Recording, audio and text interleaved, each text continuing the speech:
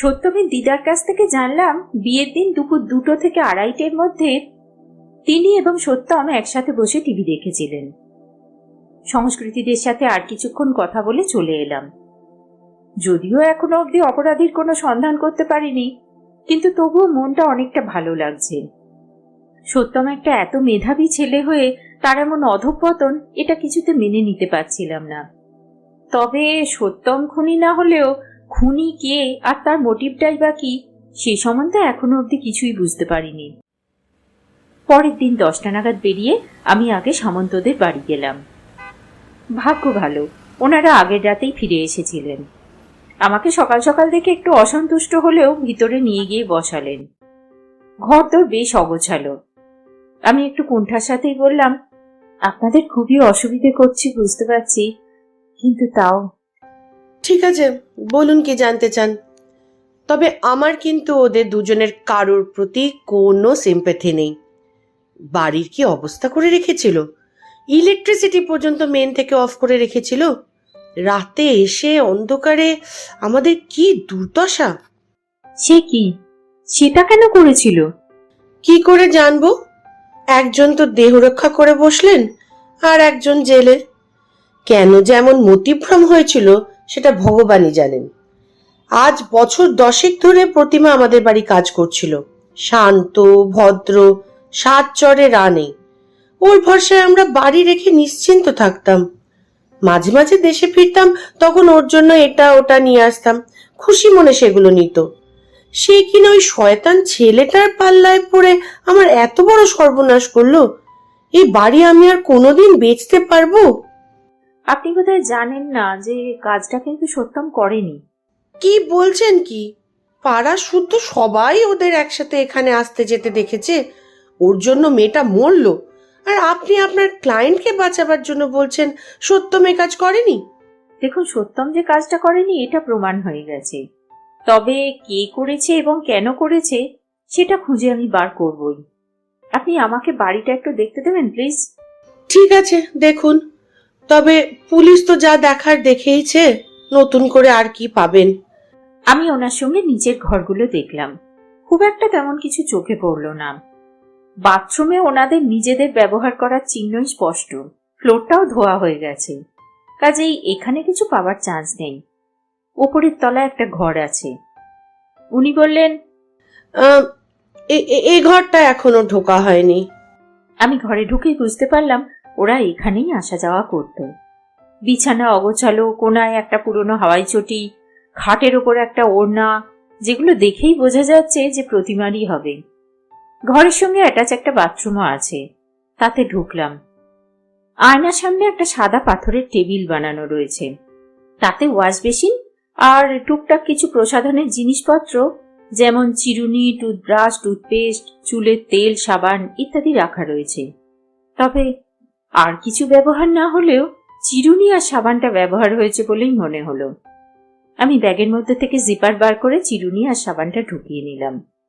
ঘরে ঢোকার আগেই 2 হাতে গ্লাভস পরে নিয়েছিলাম।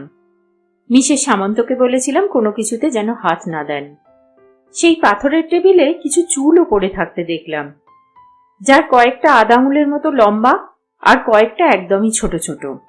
সেগুলো খুব সাবধানে আমি একটা জিপারে ভরে নিলাম। উল্লেখযোগ্য আর কিছুই চোখে পড়ল না। আমি ওখান থেকে বেরিয়ে সোজা পুলিশ স্টেশনে গেলাম। শিউলিতলা থানার কেসে মন্ত্রীমহলে বিপুল পরিচিতির পর থেকে পুলিশের কাছে আমার খাতির খুব বেড়ে গেছে।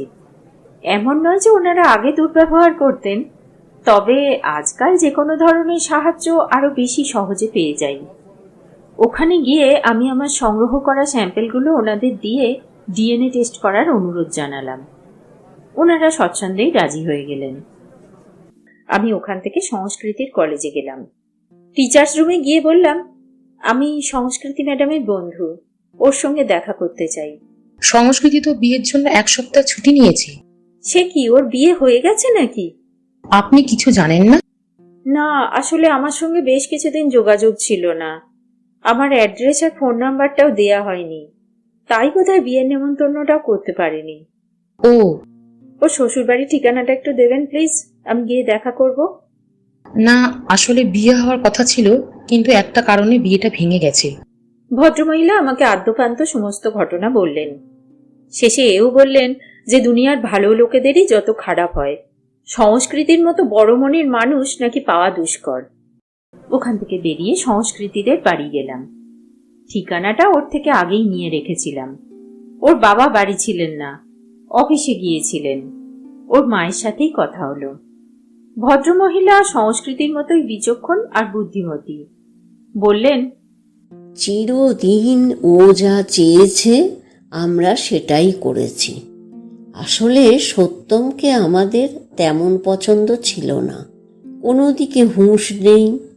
মেয়েটা খেলো কি না খেয়ে রইল সেটাও কোনোদিন খেয়াল করবার ছেলে নয়। আপনারা ওকে বোঝাননি? বুঝিয়েছিলাম, তারপর যখন দেখলাম নিজের জেদ নিয়ে বসে আছে, তখন আমরাও ওর মতে মত দিলাম। আর কি করব বলো? তবে এতটা খারাপ হবে সেটা ভাবতে পারিনি। আপনি হয়তো জানেন না যে দুটো ঘটনার কোনোটার সাথেই কিন্তু সত্যম যুক্ত নয়। জানি, সংস্কৃতি ফোন করে সবই বলেছে, কিন্তু সেটা প্রমাণ হবে কি করে? মুখের কথা তো আর আইন মানবে না। না, তা মানবে না, তবে সেটা আমি দেখছি কি করা যায়। কিছু একটা উপায় তো নিশ্চয়ই হবে। আপনি একটা কথা বলুন, এমন কেউ কি আছে যার সংস্কৃতির প্রতি দুর্বলতা ছিল? মানে কেউ প্রতিহিংসায় এই কাজটা করছে এমন নয় তো? তেমন কেউ না, ঠিক মনে পড়ছে না তো। সংস্কৃতিকে দেখতে সুন্দর, পড়াশোনায় ভালো, কলেজে পড়ায়, এসবের জন্য ওর প্রতি দুর্বলতা অনেকেরই আছে। বিয়ের প্রস্তাবও প্রচুর এসেছে, কিন্তু ও কাউকেই পাত্তা দেয়নি।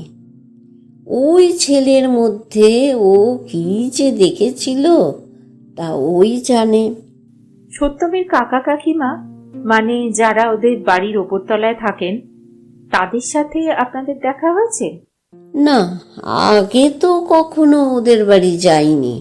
তবে বিয়ে ঠিক হবার পরে সত্যম ওনাদের সাথে ভিডিও কল করে কথা বলিয়ে দিয়েছিল। বেশ ভালো বলেই তো মনে হলো। দুজনকেই দেখতেও সুন্দর আর কথাবার্তাও খুব অমায়িক। বিয়েতে থাকতে পারছেন না বলে দুঃখ প্রকাশও করলেন। ও ঠিক আছে, আমি এখন আসছি, পরে আবার দরকার হলে আসবো। আচ্ছা, এসো। আমি ওখান থেকে বেরিয়ে সত্যমের কাছে গেলাম। সংস্কৃতিও সেখানে গিয়েছিলেন। আমরা একসাথে ভেতরে ঢুকলাম। সত্যমকে দেখে মনে হলো না যে তিনি আদৌ কোনো সমস্যার মধ্যে আছেন। সংস্কৃতি যখন জিজ্ঞেস করলো দুপুরে খেয়েছেন কিনা, তার উত্তরে এমন তৃপ্তভাবে হ্যাঁ অনেকক্ষণ আগেই লাঞ্চ হয়ে গেছে বললেন, শুনে মনে হলো যেন কোনো 5 স্টার হোটেল থেকে 3 কোর্সের লাঞ্চ করে এসছেন। আমি বললাম, কোর্টে আপনাকে কি কি জিজ্ঞেস করলো? ওই এটা ওটা কি সব বলছিল। আচ্ছা, আমার ল্যাপটপটা কি ওরা এখানে আনার পারমিশন দেবে? একটু বলে দেখবেন। আচ্ছা, বলবো।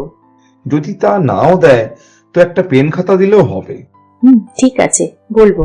সংস্কৃতি কিছুটা আবেগ মেশানো গলায় বলল, তোমার এখানে খুব কষ্ট হচ্ছে না? আমরা চেষ্টা করছি যত তাড়াতাড়ি সম্ভব তোমাকে এখান থেকে বাড়ি নিয়ে যাওয়ার। কষ্ট? না, কিছু কষ্ট হচ্ছে না তো। তবে হ্যাঁ, বাইরে বেরোনোটা খুব দরকার, নাহলে ভীষণ দেরি হয়ে যাবে। আমি একটু অবাক হয়ে বললাম, কিসের দেরি হবে? আরে বুঝছেন না, কত কাজ সব বাকি পড়ে আছে। আপনি একটু ল্যাপটপটা আনবার ব্যবস্থা হয় কিনা দেখুন না, না হলে অন্তত পেন খাতা কিছু একটা না হলে চলছে না। আমরা থানায় কথা বললাম, কিন্তু তারা পারমিশন দিল না। কোর্ট থেকে স্পেশাল পারমিশন নিলে তবেই এসবের প্রশ্ন উঠছে, না হলে না। থানা থেকে বেরিয়ে আমরা একটা কফি শপে বসলাম। সংস্কৃতি একটু বিষণ্ণ মুখে বসেছিল। আমি ওকে তিমির ধরনের কথাটা বললাম। শুনে ও বেশ অবাক হয়ে গেল। তিমির দা আপনার কাছে গিয়েছিল? হ্যাঁ, আপনি আমার বাড়ি যাবার আগে উনি এসেছিলেন। ও, আমাকে বলেনি তো। আচ্ছা, উনি বলেছিলেন সত্যম ওনার সহপাঠী।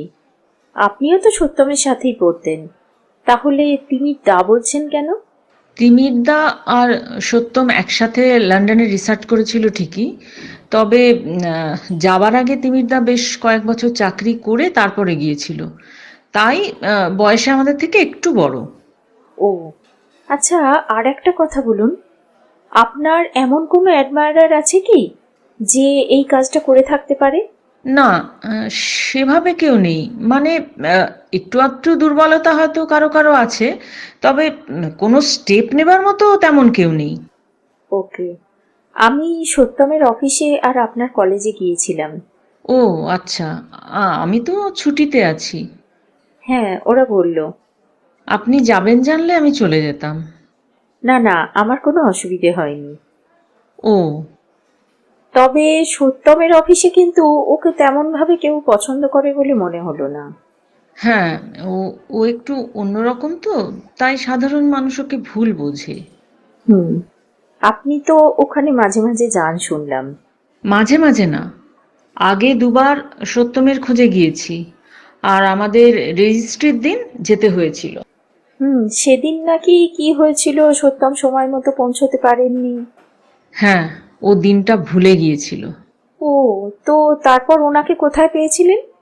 ওদের বাড়িতেই ছিল, ওপরের ঠাকুর ঘরে ছিল বলে কারোর চোখে পড়েনি। ঠাকুর ঘরে? ওখানে উনি কি করছিলেন? নিচে টিভি চলছিল, ওর পড়ার ডিস্টারবেন্স হচ্ছিল বলে ওপরে চলে গিয়েছিল। ও আচ্ছা, তিমির বাবু কিসে কাজ করেন? তিমিরদা প্রফেসর। ও আচ্ছা, আপনারা দুজনেই সেম প্রফেশনে আছেন? না, আমি তো কলেজে আছি, আর তিমিরদা ইউনিভার্সিটির প্রফেসর। আরো কিছুক্ষণ কথা বলে আমরা ওখান থেকে বেরিয়ে এলাম। ফেরার পথে রাস্তায় আমার ফোনে একটা আননোন নাম্বার থেকে ফোন এলো। ফোনটা ধরে বললাম, হ্যালো। আমি চামেলি বলছি, শেফালির বোন। হ্যাঁ চামেলি, বলো। কাল রাতে আমাদের বাড়ি একটা লোক এসে খুব হল্লা করেছে। কি ধরনের হল্লা? দিদির ফোনটা চাইছিল, আমরা দিতে চাইছিলাম না বলে মারধর করেছে। আচ্ছা, তারপর? ভাইকে খুব মারছিল বলে আমি ফোনটা দিয়ে দিয়েছি। দ্বিচারিতার ষষ্ঠ পর্ব এখানেই শেষ হল। এই পর্বের অংশগ্রহণকারীরা হলেন মিসেস সামন্ত, প্রিয়াঙ্কা বোস, সংস্কৃতির মা প্রতিমা তালুকদার, সংস্কৃতির বন্ধু তন্দ্রিমা মুখার্জি, সত্যম দেবমাল্য ব্যানার্জি, সংস্কৃতি পিয়ালি চক্রবর্তী, চামেলি চন্দ্রিমা চ্যাটার্জি, কাবেরী সোমা চট্টোপাধ্যায় এবং পাত্র পরিচয়ে আমি সন্দীপ গোস্বামী। কাহিনী, নাট্যরূপ এবং পরিবেশনায় সোমা চট্টোপাধ্যায়। গল্পটি যদি আপনাদের ভালো লেগে থাকে তবে এই গল্পের পরবর্তী পর্ব এবং এই ধরনের আরও ভিন্ন ভিন্ন স্বাদের গল্প শোনার জন্য অবশ্যই আমাদের চ্যানেলটি সাবস্ক্রাইব করুন।